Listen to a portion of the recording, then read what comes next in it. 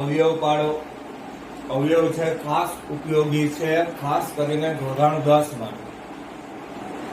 એટલે વ્યવસ્થિત આ રીતના અવયવ આપણને કમ્પ્લીટ હોવા જ જોઈએ. અવયવમાં આમ તો ઘણી બધી રીત છે, પણ જ્યારે તમને 3 પદ આપેલા હોય અને વર્ગમૂળ ન નીકળતા હોય, જેમ કે અહીંયા 1 નું વર્ગમૂળ નીકળે છે પણ 12 નું વર્ગમૂળ નીકળતું નથી. કુલ પદ આપણને 3 આપેલા હોય અને વર્ગમૂળ ન નીકળતા હોય તો ત્યારે એના માટે વિભાજનની રીત કરવી. વિભાજનની રીતના અવયવ ખાસ અગત્યના એટલા માટે કારણ કે ધોરણ 10 ની અંદર મોટા ભાગના દાખલાઓમાં આ પ્રકારના અવયવનો ઉપયોગ થાય છે. હવે આ અવયવ આપણે કઈ રીતે કરવા એ જોઈએ. સૌથી પહેલા તમને અહીંયા આપેલા છે 12x² -7x + 1. અવયવના દરેકે દરેક પદ અને દરેકે દરેક નિશાની ખાસ અગત્યની છે. એક પણ પદમાં કે એક પણ નિશાનીમાં જો કાંઈ પણ ભૂલ થાય એટલે અવયવ ખોટા બનશે. હવે જો એના વિભાજનની રીત માટે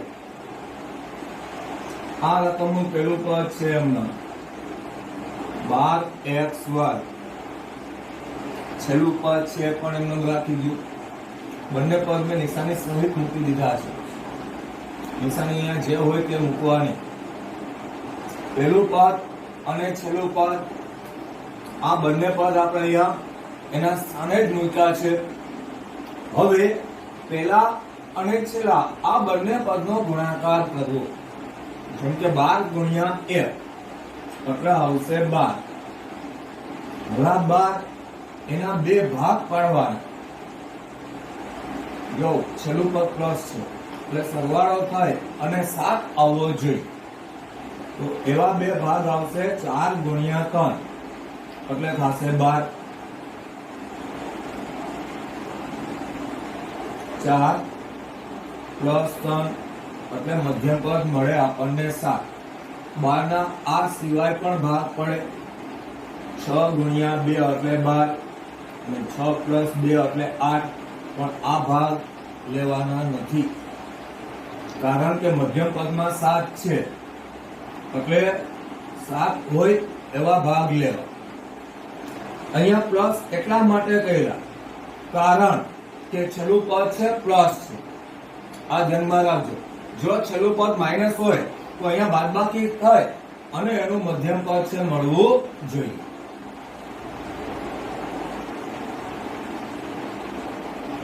ફરીથી સમજીએ પહેલેથી. કુલ આપણને 3 પદ આપેલા હોય ત્યારે વિભાજનની રીતનો ઉપયોગ કરવો પડે. જેના માટે રકમનું પહેલું પદ અને છેલ્લું પદ બે પદને એમનેમ રાખો. નિશાની સહિત મૂકવા. હવે પહેલા અને છેલ્લા આ બંને પદનો ગુણાકાર 12 12. 12 ને આવા બે ભાગ પાડવાના. છેલ્લું પદ પ્લસ છે એટલે પ્લસ થાય અને મધ્યમ પદ 7 આવવું જોઈએ. આ છેલ્લું પદ પ્લસ અને મધ્યમ પદ થઈને 7 આવવા જોઈએ. એવા આપણે બે ભાગ પાડવાના. તો એવા બે ભાગ પાડીએ. 4 × 3 એટલે 12 અને 4 + 3 એટલે 7 પ્લસ આવવા જોઈએ. જો છેલ્લું પદ માઇનસ હોય તો અહીંયા આપણે માઇનસ કરવાના અને છેલ્લું પદ પ્લસ હોય તો આપણે અહીંયા કરવાના પ્લસ. મધ્યમ પદ લઈ આવવાનું. એવા બે ભાગ પાડવાના જેથી મધ્યમ પદ આવવું જોઈએ. એવા આપણે અહીંયા બે ભાગ લેતા 4 અને 3. એ બંને ભાગ અહીંયા વચ્ચે લખવા પણ આ રીતે લખાશે 4x અને 3x કારણ કે વચ્ચેના પદના ભાગ છે. 4 અને 3 ટોટલ થાય 7. અહીંયા 7x મધ્યમ પદમાં x આપેલ એટલે આપણે અહીંયા બે ભાગમાં x અને x મૂકવા. હવે રહી વાત આ બે પદને કઈ નિશાની આપવી એ ધ્યાનમાં લ્યો. તો ધ્યાનમાં રાખો કે જો છેલ્લું પદ પ્લસમાં હોય, આ છેલ્લું પદ પ્લસ, તો આ બંને પદની નિશાની છે એ મધ્યમ પદ જેવી આવે. જો છેલ્લું પદ પ્લસમાં હોય તો આ બંને પદની નિશાની છે અહીંયા જે મધ્યમ પદ છે એવી આવે. આ છેલ્લું પદ પ્લસ એટલે બંને પદની નિશાની મુકાય મધ્યમ પદ જેવી માઇનસ માઇનસ. હવે લઈએ આપણે આ બબે પદમાંથી સામાન્ય. જો અહીંયા 12 ના ભાગ પડશે 4 ગુણ્યા 3 એટલે બે માંથી સામાન્ય આવે 4 અને x. જે બે પદમાં સમાન હોય ને સમાન એને સામાન્ય લેવાય. તો બે પદમાંથી સમાન હોય એવું પદ છે 4, x વર્ગ અને x એમાંથી સામાન્ય આવે x. આપણે અહીંયા 12 માંથી 4 હતા એ સામાન્ય આવ્યા તો અહીંયા વધશે 3. x વર્ગ માંથી એક x આવે છે તો હજી એક x વધે માઈનસ 4 અને x. જો સામાન્ય ફક્ત પહેલા પદમાંથી જ નહીં બીજામાંથી આવે, બેયમાંથી આવે સામાન્ય. પહેલામાંથી 4x આવ્યા તો અહીંયા વધશે 3x. આમાં પણ સામાન્ય જ આવ્યા છે 4x. આ 4x આવી ગયા, અહીંયા કાંઈ ન વધે તો અહીંયા વધશે f. હવે આપણે અહીંયા જોઈએ આ બે પદ છે જેમાં એક એક પદ સમાન જોવા મળતા નથી. મતલબ કે કાંઈ સામાન્ય ન નીકળે, અને જો સામાન્ય ન નીકળે તો ત્યારે સામાન્ય લેવાય f. અહીંયા આવશે 3x અને f. ધ્યાનમાં રાખજો કૌંસની આગળ તમે માઇનસ વાળું પદ સામાન્ય લ્યો છો ત્યારે કૌંસની અંદર નિશાની બદલે આ જો પ્લસ હોય તો એ થઈ જાય માઇનસ. ખાસ ધ્યાનમાં લેવું, ભૂલતા નહીં. હવે આ બંનેમાંથી સામાન્ય લઈએ આપણે તો બેની અંદર કૌંસ સમાન જોવા મળે છે એને લઈ લેવા સામાન્ય. બાકીના જે પદ વધે એને બીજા કૌંસમાં મૂકવું. અહીંયા વધશે 4x, અહીંયા વધશે માઇનસ f. આ બની ગયાના વિભાજનની રીતે અવયવ.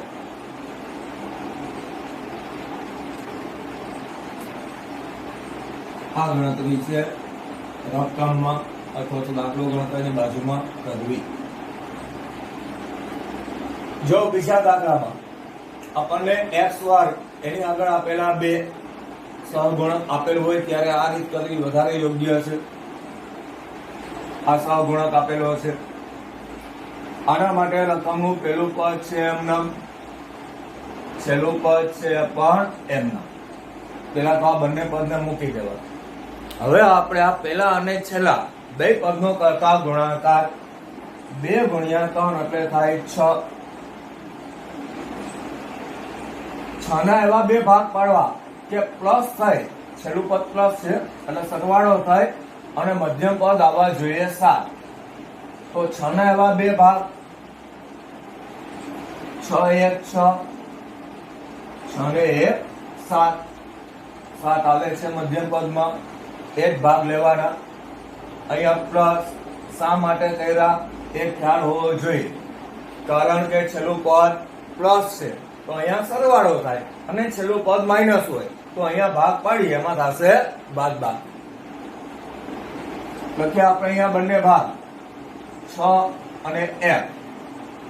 આ રીતે લખાશે 6x અને 1x.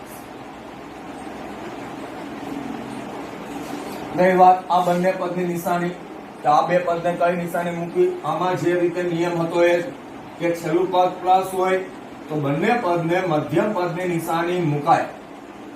જો છેલ્લું પદ પ્લસ હોય તો બંને પદ બે ભાગને મધ્યમ પદની નિશાની મૂકવી. અહીંયા પણ છેલ્લું પદ પ્લસ તો આ બંને પદ જેને નિશાની આવે મધ્યમ પદની પ્લસ પ્લસ. હવે લઈએ આપણે આ બબ્બે પદમાંથી સામાન્ય.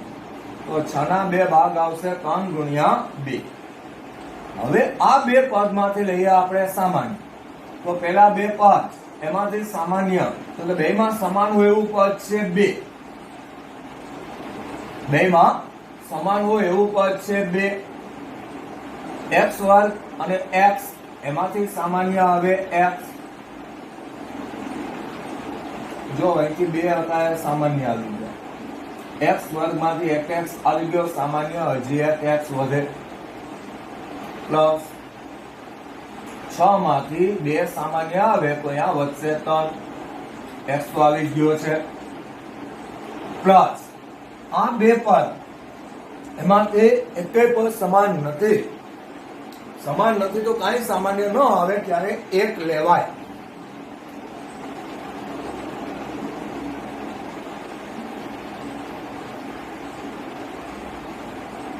હવે આ બંને પદમાંથી સામાન્ય લઈએ તો બેમાં કાઉન્સ સમાન છે.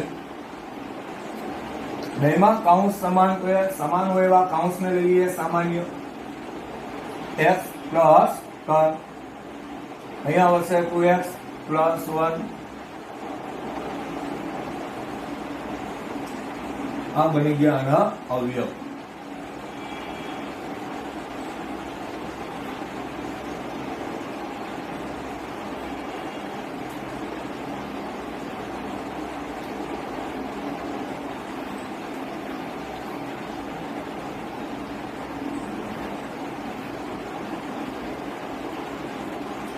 હવે જોઈએ આપણે દાખલા number 3.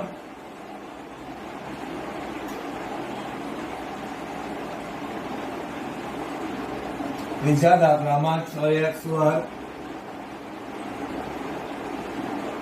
Plus 5x minus 6 x² એની આગળ સહગુણક આપેલ છે. વિભાજનની રીત પ્રમાણે આ રકમનું પહેલું પદ છે એમનામ, છેલ્લું પદ છે પણ એમનામ. હવે પેલા અને છેલ્લા બે પદનો આપણે ગુણાકાર કરીએ. 6 ગુણ્યા 6 એટલે થશે 36. 36 ના એવા ભાગ પાડવા જેમાં અહીંયા માઇનસ છે છેલ્લું પદ એટલે બાદબાકી થાય અને 5 આવવા જોઈએ. તો 36 ના બે ભાગ પાડીએ. 9 ગુણ્યા 4 એટલે 36. 9 માંથી 4 જાય એટલે આવશે 5. મધ્યમ પદ મળે છે તો આ ભાગ સાચો. આ સિવાય અન્ય ભાગ પડે પણ એમાં આપણને આ મધ્યમ પદ મળવાનું નથી. આ ધ્યાનમાં રહે. અહીંયા બાદબાકી શા માટે કરી? કારણ કે છેલ્લું પદ છે માઇનસમાં છે. ધ્યાનમાં રાખજો. આ છેલ્લું પદ માઇનસમાં એટલે આપણે અહીંયા બાદબાકી કરીએ છીએ. આગળના બે દાખલા હતા એમાં છેલ્લું પદ પ્લસ હતું એટલે આપણે અહીંયા થતો સરવાળો. હાલો આપણને આ બે ભાગ મળી ગયા 9 અને 4. લખીએ અહીંયા બે ભાગ 9x અને 4x. ધ્યાનમાં રાખજો આ પદ માઇનસમાં છે તો બે પદની નિશાની અલગ અલગ આવે. 2 માંથી મોટું પદ છે 9. મોટા પદને મધ્યમ પદની નિશાની મુકાય, જ્યારે નાના પદને એનાથી વિરુદ્ધ હોય એવી નિશાની મુકાય.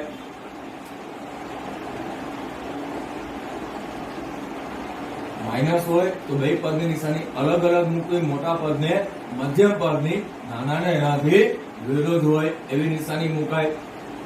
હવે લઈએ આપણા બે પદમાંથી સામાન્ય. તો અહીંયા 6 ના બે ભાગ 3 ગુણ્યા 2, 9 ના બે ભાગ 3 ગુણ્યા 3. હવે આ બે પદમાંથી સામાન્ય લઈએ તો સામાન્ય આવશે 3 x² અને x એમાંથી સામાન્ય આવશે x. હવે જો અહીંયા આપણા 6 એમાંથી 3 સામાન્ય લીધા તો અહીંયા વધશે 2. x વર્ગમાંથી 1x આવે એટલે 1x વધે પ્લસ 9 માંથી 3 સામાન્ય એટલે અહીંયા વધશે 3. x હતો એ સામાન્ય આવી ગયો. એવી રીતે આ બે માંથી સામાન્ય લેવાના હોય તો અહીંયા ભાગ પડશે 2 ગુણ્યા 2 અને 2 ગુણ્યા 3. આ બે માંથી સામાન્ય આવે 2. જો 4 માંથી 2 સામાન્ય લીધા તો અહીંયા વધશે 2x. અહીંયા વધશે 3 પણ ધ્યાનમાં રાખજો આ નિશાની માઇનસ નહીં આવે, પ્લસ થઈ જાય. એનું કારણ મેં તમને પેલા દાખલામાં કીધેલું કે જ્યારે તમે સામાન્ય લીધેલું પદ માઇનસમાં હોય તો ત્યારે કાઉન્સની અંદર નિશાની બદલે છે. માઇનસ હોય તો પ્લસ થાય, પ્લસ હોય તો માઇનસ. મતલબ કે બે પદમાંથી માઇનસની નિશાની પણ સામાન્ય લેવામાં આવે છે. જ્યારે માઇનસની નિશાની સામાન્ય લ્યો ત્યારે બધા પદની નિશાની બદલે. એના પછી હવે લઈએ આપણે આ બંને પદમાંથી સામાન્ય. બે પદમાંથી સામાન્ય આવશે 2x પ્લસ 3. અહીંયા વધે 3x માઇનસ 2. આ બની ગયા એના અવયવ.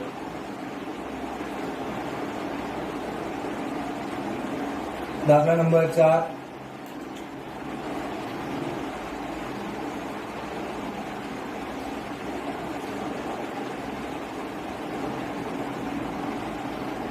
ત્રણ એક્સ વર્ગ માઇનસ એક્સ માઇનસ 4.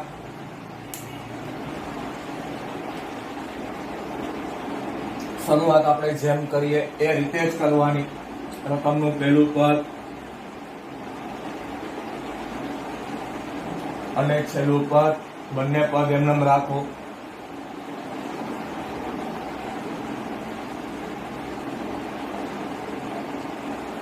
હવે પેલા અને છેલ્લા બે પદનો ગુણાકાર 3 4 12.